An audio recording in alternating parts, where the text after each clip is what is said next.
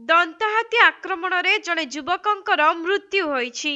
मिलिथिबा सूचना अनुसार ढेंकानाल जिला सदर रेंज अंतर्गत चाउलिया ग्रामर ब्रह्मानंद नायक दिन में बिलकु जाइथिबा समय रे एक दंताहाती हाबुड़े पड़ जाइथिले। आउ दंता ब्रह्मानंद को कचाड़ मारिबारु घटनास्थल रे ही ब्रह्मानंदंकर मृत्यु होइथिला। परे खबर पाई घटनास्थल रे वन विभाग पहुंची एहार तदंत आरंभ करिथिबा बेले स्थानीय अंचल रे सकाकुल परिवेश देखिबाकु मिलिछि।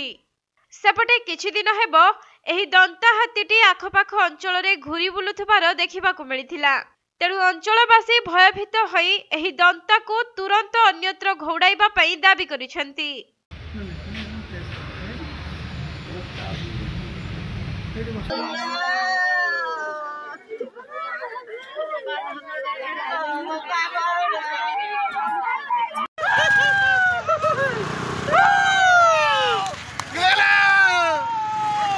ढेंकानाल जिल्लारू असीम अमिताभ शतपथीଙ୍କ रिपोर्ट कोणार्क लाइव।